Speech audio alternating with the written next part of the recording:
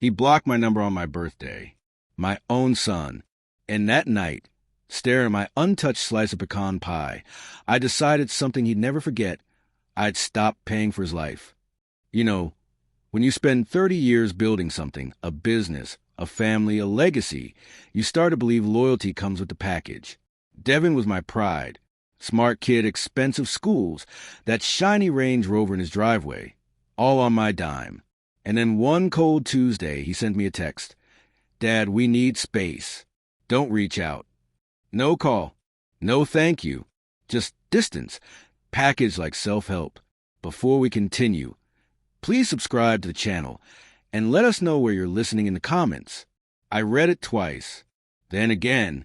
Each time, the words felt heavier.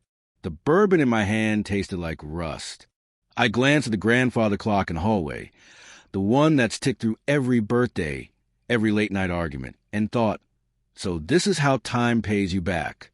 When the rage settled, something sharper took its place. Clarity. You want space. I said aloud, fine, let's see how you live without my shadow over your bills. I poured the rest of the bourbon down the drain, my small act of war, and opened the drawer where the trust document sat. That night, I called Sage, my attorney, and said just one thing. Freeze everything with his name on it. The silence on the other end said it all. As the clock struck midnight, I realized this wasn't anger anymore. It was justice taking its first breath. And that's when it hit me. He thought he'd cut me off. But really, I just set him free, the hard way. Next morning, his car would decline in front of a room full of strangers. I didn't sleep that night. Just watched the lights on the harbor blink in the distance, like the city was keeping score. By morning, the decision felt clean, cold but clean. I brewed my coffee black, no sugar, and waited for Sage's call. Everything's in motion, he said. Accounts, cards, vehicles. You sure about this, Fred? I stared out the window at the iron gates I'd had installed when Devin first got married, tall, polished, proud. Yeah, I said. Time he learned what they're for. By noon, the machine had already started grinding. Legal signatures. Notifications. Quiet power humming beneath the surface. I wasn't yelling, breaking things, or chasing revenge. I was planning it, like an architect of consequence. Sage tried again. He's your son. Maybe leave him a safety net. I took a slow sip of coffee. He's had one his whole life. Look where it got him. Somewhere across town, Devin was probably tapping his card for brunch mimosas, still believing the world owed him an endless tab. The thought almost made me laugh. Almost. I opened my safe, pulled out the folder labeled Walden Trust. Revision draft. My handwriting on the corner looked steadier than I felt. Delete Devin and Ivy Walden as beneficiaries. I told Sage over phone. Redirect everything to the Walden Scholarship Fund. Effective immediately. A long pause. Then, that'll sting. Good, I said. Payne's a teacher, he skipped too long. Outside, the wind pushed against the gate, making it creak, a sound I hadn't heard in years. That night, I raised a glass of bourbon again, not to drink it, but to pour out on the roses by the porch. The air smelled sharp, almost cleansing. Tomorrow, the first crack in his world would appear, and I'd be watching. The call came sooner than I expected. Around noon, while I was pruning the roses, red ones, the kind my late wife loved, the phone buzzed, and Sage's voice carried that careful tone lawyers use when they're trying not to sound amused. It happened. I didn't ask what. I already knew. Turns out, my son's platinum card had declined right in the middle of the dockside grill. Crowded lunch hour. His co-workers, Ivy all dressed like a magazine cover. Waiter says, "Sir, maybe try another?" Devin tried 3. Same result. I could almost see it. His jaw tightening, his fake laugh filling the silence, Ivy's eyes darting, that flush of shame crawling up her neck. For 30 years, I'd paid to protect him from that feeling. Not anymore. Sage chuckled under his breath. They called the bank, then called me. What did you say? I told them the accounts were under review, which technically they are. I trimmed one more rose stem, clean cut, no hesitation. Good. Let him taste the air outside the glass. That night, I imagined him pacing the marble floor, blaming Ivy, blaming me, blaming anyone but himself. Maybe he'd throw something. Maybe he'd cry. Didn't matter. This wasn't cruelty. This was correction. I looked up at the grandfather clock. Steady, patient, merciless. The same rhythm that had marked his first steps, his graduations, his wedding day. Now it was counting something else entirely. His fall.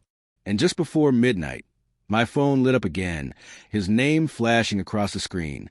I let it ring. Then I turned the phone face down. Because tomorrow, he'd learn the difference between silence and consequence. The morning after, the house felt heavier than usual, that kind of quiet that presses on your chest. I poured my coffee, sat on the porch, and listened to the wind brush through the roses. For the first time in years, I didn't check my phone for messages from Devin. There weren't any. By noon, Sage stopped by. He's younger than me, but wise in a way most men aren't. He walked in, carrying a folder and that look that says you're doing something big and maybe too late to stop it. You look tired, he said. I'm not tired, I told him. Just thinking. He sat across from me. You ever worry this is more about pride than justice? I laughed quietly. At my age, the two started a little alike. He smiled, but it didn't reach his eyes. Fred, cutting him off. It's a sharp blade. It'll hurt you too. I leaned back, watching the gate sway slightly in the wind. Sage, he told me he didn't need me. I'm just giving him what he asked for. We sat in silence for a while. The grandfather clock ticked from the hallway. Same rhythm, same reminder. Then he pulled out a sealed envelope, the fund's paperwork. Once you sign this, there's no going back. My hand hovered over the pen. For a second, I saw Devin as a boy again, muddy sneakers, holding a frog, grinning like the world was his. My chest tightened.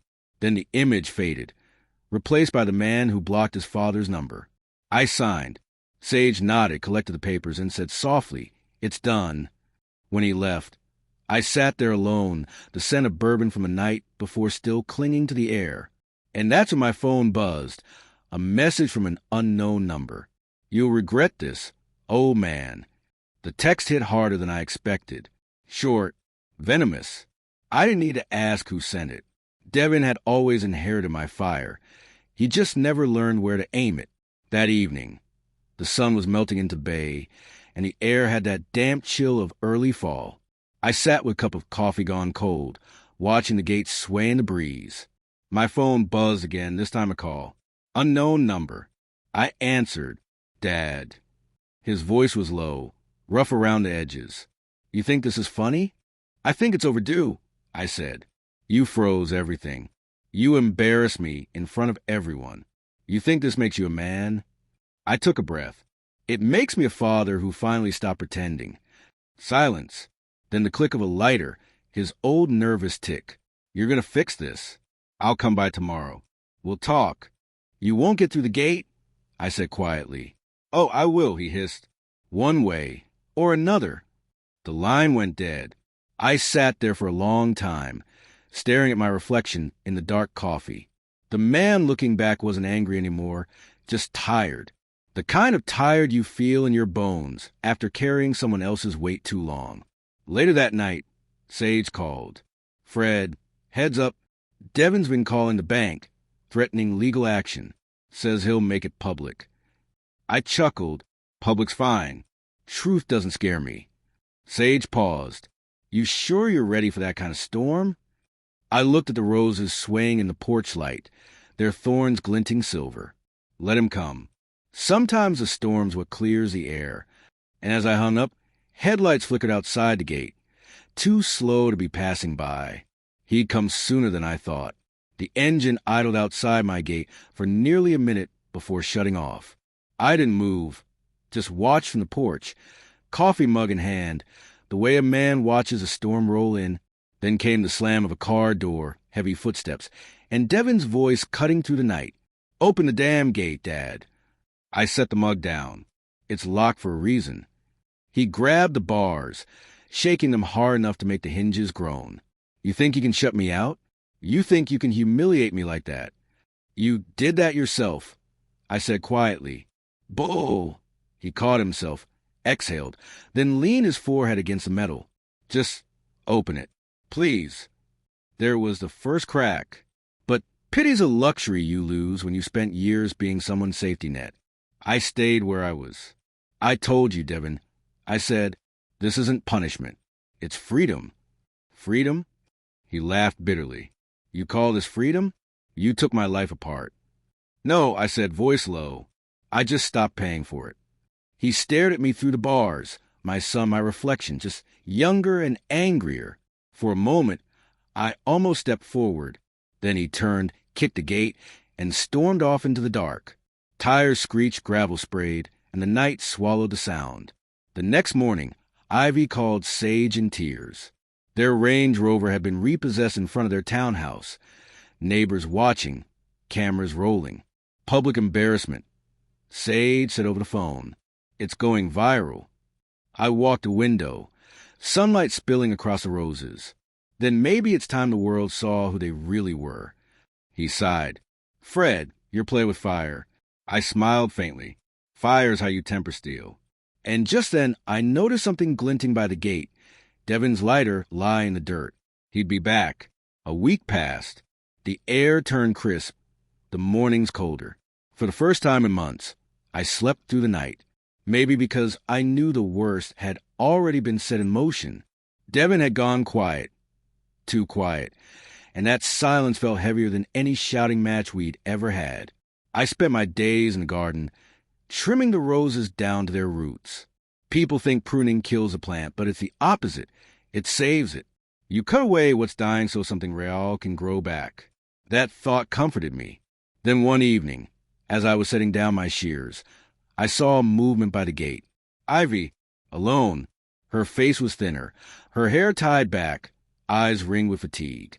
She looked nothing like the woman who used to post photos of champagne brunches and designer handbags.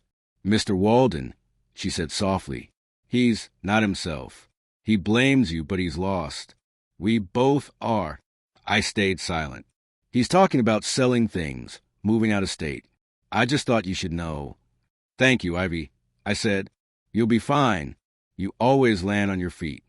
She looked down, voice trembling. Not this time. I watched her walk away, the wind catching her coat. For a moment, guilt brushed against me. Quick, but sharp. That night, I pour myself a small bourbon and stare at the clock again. It ticked steady, merciless. Sage called. You might want to see this, he said. He texted me a photo, a social media post. Devin had listed his watch collection for sale. The caption read, starting fresh. Watch me rebuild. I laughed once, dry, proud, a little sad. He was breaking. Yes, but maybe breaking right. Then I looked closer. Behind the watches on the shelf was a folder, my handwriting visible on the corner. The trust papers. And that's when I knew he'd found something he wasn't supposed to. I stared at that photo until my bourbon went warm. My handwriting, bold, unmistakable, staring back at me from his shelf. He'd been in my office. Somehow, he'd gotten past the gate, the locks, the cameras. That folder wasn't just paper. It was the blueprint of everything I'd built and the proof of everything I'd taken from him. The next morning, I drove to Sage's office. He looked up as soon as I walked in. You saw the photo, he said. I did. How the hell did he get those papers? Sage sighed, rubbing his temples. He must have made a copy the last time you let him in, months ago. Maybe he knew this day was coming. I felt something twist inside me. Devin wasn't just angry. He was planning something. Sage slid a tablet across the desk. He's meeting with a journalist this afternoon. Claims you illegally redirected his inheritance into your scholarship fund. Illegally? I said, almost laughing. It's my money. Sage nodded. Doesn't matter. Public opinion moves faster than truth. Outside, the rain started, slow, steady, relentless. I watched it streak down the window, tracing crooked paths, like memories refusing to fade. Were my options? I asked, let him burn himself out, Sage said, or fight back, publicly.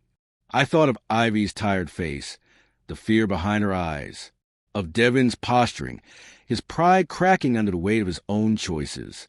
No, I said finally, I won't fight him. I'll show him what integrity looks like when everything else is gone.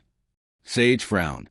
Meaning, I'm going to announce a scholarship, publicly. Make it clear where the money went and why. He leaned back. You're turning your revenge into a legacy. Maybe, I said, standing, or maybe it's just the only language you'll listen to now. The truth, spoken in front of everyone. And as I walked out into the rain, I thought, this was no longer about loss. It was about redemption. His or mine. The announcement went live on a Thursday morning. Local press, community leaders, even a few old colleagues, all packed into the town hall where Sage stood beside me. I hadn't worn a suit in years, but that day I buttoned one up.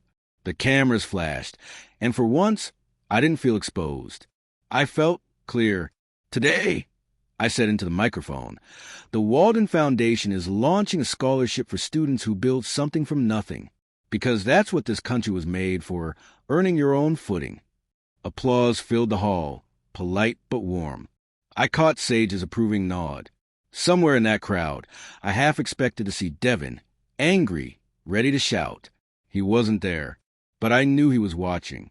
After the event, a reporter asked, Mr. Walden, isn't it true your son was removed from your trust? I met her gaze, steady. Yes, because love without responsibility isn't love at all. The clip went viral within hours. Some called me heartless. Others called me brave. For once, I didn't care which side they were on. That night, my phone buzzed again, this time a video. No message, just a clip. Devin, standing in front of my gate, holding the folder in his hands, rain pouring down around him. You turned my life into a press release, he said, voice shaking. You want the world to see me fall? Fine. Watch. He threw the folder against the gate, paper scattering, soaked in mud, then looked straight into the camera. I'll make sure your name goes down with mine. The video cut out. I exhaled slowly, the way I used before walking into tough meetings. For a second, the old anger flickered, hot, quick, dangerous. But beneath it was something else. Pity. Sage called minutes later. Fred, you need to prepare. He's digging deeper. Claims of emotional abuse, manipulation, the works. I looked out at the roses swaying in the storm. Then he's about to learn something real, Sage. What's that? That truth doesn't drown in the rain. And just then, thunder rolled, long, low, and final. The storm didn't stop for 2 days. The power flickered, the yard flooded, and for the first time in years, the house felt too big. I spent most of that time replaying Devin's video, the way his voice cracked when he said, watch. It wasn't rage I heard anymore. It was fear disguised as defiance. By the third morning, the rain had eased. The air smelled like iron and wet soil. Sage called again. Fred, you need to see this. His tone was tight. He sent me a link, a tabloid headline screaming, millionaire father cuts off son, funnels fortune for fame. Devin had given him everything. Family photos, texts, even a voicemail from years ago, chopped and twisted to make me sound cruel. I sat in silence, watching my name burn across the screen. My phone started buzzing. Old friends, business partners, even church acquaintances. Some called to defend me. Others didn't. That evening, I drove down to the docks. Same place I'd taught Devin to fish when he was 10. The water was calm, the air thick with salt. I thought about every time I'd bailed him out. The rent, the loans, the lies. Maybe this was the only way he could win now. By painting me as a villain. When I got home, a car was parked outside the gate. Ivy, she rolled down the window, eyes red. He's losing it, she said. He's drinking again. Says he's going to finish it once and for all. I stepped closer. What does that mean? I don't know, she whispered. But he blames you for everything. I looked past her, toward the house lights glowing faintly behind the rain. Go home. Ivy, lock your doors. She shook her head. You don't understand. He took your old gun from the cabinet. My blood went cold. The Remington? She nodded. The wind picked up, carrying the faint smell of roses from the yard. And in that moment, I realized the next knock at my door might not be for words. I didn't sleep that night. Every creak in the house sounded like a footstep. Every gust against the window felt like a warning. I sat in the living room with the lights off, the grandfather clock ticking loud enough to drown out my heartbeat. 2:14 a.m., the kind of hour where regret comes alive. My mind kept circling the same thought. Did I push him too far? The gun had been locked away since my wife passed. I kept it more for memory than for use. Her father's old Remington polished walnut stock, initials carved in the grip. Devin used to ask about it when he was a kid. I told him it was just decoration. Guess he remembered more than I thought. At dawn, I called Sage. He answered on the second ring. Ivy told me. I said. He exhaled. I already called a contact at the sheriff's office. They'll keep an eye out. Don't do anything rash. I managed a dry laugh. At my age, rash takes effort. Still, I checked the locks twice. Brewed coffee strong enough to sting. The day passed slow. Sunlight creeping across the floor, like time itself was being cautious. I tried reading. Couldn't. Tried praying. Didn't finish. By evening, the air grew still, heavy with that waiting tension before storm. Then headlights. A car turning onto the gravel road. Slow. Deliberate. I stood, every muscle wired tight. The engine cut off. A door slammed. Through the glass, I saw him, drenched, eyes wild, that same lighter flickering in his hand. He looked older, thinner, broken. He stepped toward the porch. You think you can erase me? He shouted. You think money makes you God? Devin, put it down, I said to the screen door. Put what down? He smiled, a sharp, wrong smile, then pulled something from his coat. It wasn't a gun. It was a folder, the soaked, muddy trust papers. He tossed them at the door. Pages scattered like dead leaves. I want you to watch it all burn, he whispered. Then came the click of his lighter, and the roses caught the first spark. For a moment, everything froze, the sound, the air, even the clock. Then the flames licked higher, fast and hungry, climbing the rose trellis like it had been waiting for this all along. I rushed outside, grabbed the hose, but the wind turned traitor, blowing sparks toward the porch. Devin stood there, face lit orange, eyes hollow. Stop this. I shouted. You stopped me, he yelled back, voice cracking. You killed everything I was. I sprayed the water between us, choking on the smoke. You did that yourself, son. This is a redemption. It's surrender. He flinched just for a second, then dropped the lighter and stepped back. The fire hissed under the hose, steam rising between us like a curtain. By the time the sheriff's truck pulled up, Devin was on his knees in the mud, soaked and shaking. No gun, just ashes. Ivy arrived minutes later, running barefoot, crying his name.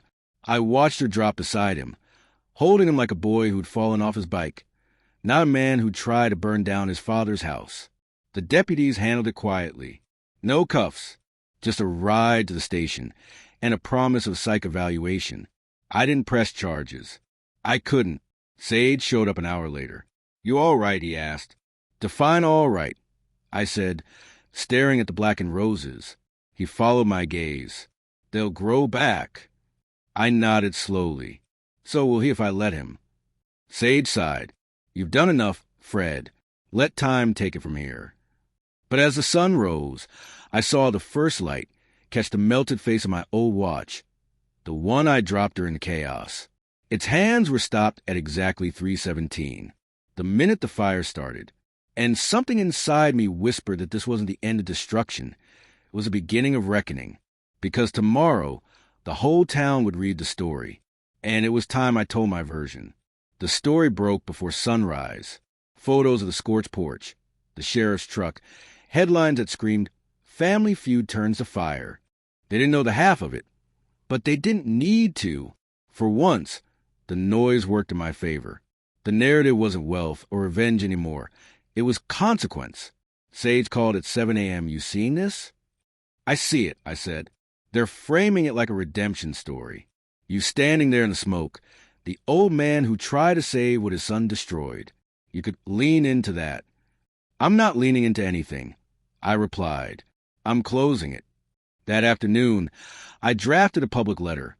Not to the press, not even to Devin, but to the scholarship committee. It read, "We are all custodians of what we build, fathers, sons, citizens. The measure of a man is not what he gives, but what he refuses to fund when it poisons the ones he loves." Sage read it twice and said, "That'll end it." But it didn't feel like an ending. Not yet. At sunset, I drove to the town's annual charity gala, the same event Devin used to attend in rented tuxedos and practice smiles. I hadn't planned to go, but something in me needed that symmetry. The ballroom lights glared off champagne glasses and gossip. When I walked in, the murmurs spread like static. People parted, not out of respect, but curiosity. Devin wasn't there. His absence filled the room like an echo. The host handed me the microphone. "Mr. Walden," he said, "would you like to say a few words?" I looked out at the crowd. Faces that once envied my fortune, now unsure whether pity or applaud me. "Yes," I said, "just one." I reached into my pocket and pulled out Devin's lighter, the one he dropped by the gate, held it up under the lights. "This," I said, voice steady, "is what try hold on to control looks like when you're losing it. But tonight, I'm letting it go." And I set the lighter on the podium, turned, and walked off stage. Behind me, the crowd began to whisper, and I knew the final reckoning had just begun. The next morning, the video of me leaving that gala had already gone viral. Again, people called it the walk of a man who's done being afraid. Maybe they were right. For the first time, I didn't care what the world thought. Only one opinion mattered now. His. By noon, Devin showed up. No car this time. No entourage. Just him, walking up the gravel road, slow, steady head down. I met him halfway by the gate. The air smelled of rain and smoke, that same mix that haunted the roses. He stopped a few feet away. His voice was quiet. "They fired me." "I know," I said. "They said I embarrassed the company, that I was unstable." I nodded. Sometimes life just stops covering your tab. He gave a small, bitter laugh. "Guess I deserve that." I looked at him closely.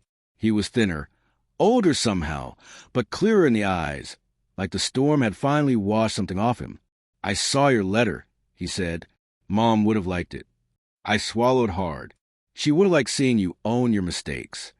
He looked away, then back at me. "I didn't come for money. I came to say, I get it now. You weren't punishing me. You were trying to save me from myself." I let that hang in the air. Simple, heavy, true. Behind us, a neighbor slowed their car, watching, the kind of small-town theater people can't help but witness. I didn't care. For once, I wanted the world to see this part too. Devin exhaled. "I told everyone you ruined me. And now," he met my eyes. "Now I'm starting over." He reached into his pocket and held out my old watch, cleaned, polished, ticking again. "Figured you might want this back." I took it slowly, the metal warm from his hand. The second hand moved smooth and steady, like time itself had forgiven us. Then, from behind him, cameras flashed. Reporters, circling like vultures. He froze. "Dad," he murmured. I turned toward them and said, calm and clear, "Let them watch, son. This is what redemption looks like." And as the shutters clicked, the truth finally caught the light. The photos of that moment were everywhere by morning. Father and son at the gate, hands clasped over a watch, eyes steady. The internet called it the Gate of Forgiveness. I didn't name it that, but maybe it fit. The irony wasn't lost on me. The same gate that once kept him out had become the place he finally came home. Still, peace doesn't come wrapped in headlines. It comes in the quiet that follows. And sometimes that quiet feels heavier than the storm. Later that day, Sage came by. He dropped a folder on my desk. "Press wants a statement," he said. "You sure you don't want to clarify anything? You could bury the story for good." I shook my head. Let it breathe. Truth doesn't need my help anymore. He studied me for a second. "And Devin, he's working at the docks." I said, asked if I could get him a reference. I told him no. Sage smiled faintly. That's cold. It's trust, I said, the kind he earns now. After he left, I walked out to garden. The roses were coming back, slow but stubborn, green shoots pushing through the blackened soil. I knelt, brushing the dirt away with my hands. For the first time in a long while, it didn't feel like mourning. It felt like maintenance. Then I heard footsteps on the gravel. Devin again, carrying a small box. Mom's things, he said. I think you should have them. Inside was her old coffee mug, chipped, stained familiar, and a note she'd written years ago. Don't forget, Fred. Growth hurts before it heals. I smiled, felt something in my chest loosen. Your mother was always smarter than both of us, I said. He laughed quietly. Yeah, guess I finally believe her. As he turned to leave, I called out, Devin. He stopped. Keep the lighter, I said. Just don't use it to start fires anymore. He nodded. Not that kind, anyway. And for the first time, I believed him. But as the sun dipped below the water, I realized there was still one thing left undone. One last piece of the story that only I could close. That night, I sat at my desk with the old watch ticking beside me. Steady, forgiving. The house was quiet, the kind of quiet that doesn't ache anymore. On the table lay one last envelope. The letter Devin had sent months ago. The one that started it all. We need space. Don't reach out. I read it again, slower this time, and it didn't sting. It just existed like a scar you stopped tracing. I opened the drawer, pulled out a small wooden box, and placed a letter inside. The same box where I'd once kept the trust documents, now burned away by time and fire. I closed the lid gently, not with anger, but with peace. Outside, the gate creaked in the wind. The roses shimmered under the porch light, alive again, thorns and all. I walked out, touched one of the blossoms. Its petals were soft, new, defiant. That's when I saw him, Devin, standing by the gate. No words, just a nod. A man, not a boy. I nodded back. It was enough. Later, I poured one last glass of bourbon, the kind I used to drink when anger felt like purpose. I lifted it toward the ticking clock. To freedom, I said softly. Yours and mine. Then I poured it into the soil by the roses. The scent rose sharp and clean, a benediction. Somewhere in the distance, a church bell rang midnight. The watch on my wrist matched it perfectly, back in sync, like the universe had exhaled. I turned off the porch light, stepped inside and let the dark settle, not as punishment, but as rest. The gate stayed closed, but for the first time, it didn't feel like a wall. It felt like a promise, because revenge had done its work. And what it left behind wasn't bitterness. It was peace, quiet, earned, and finally mine. If you like this story, please like this video. Subscribe to the channel and share your impressions of this story in the comments. To listen to the next story, click on the box on the right.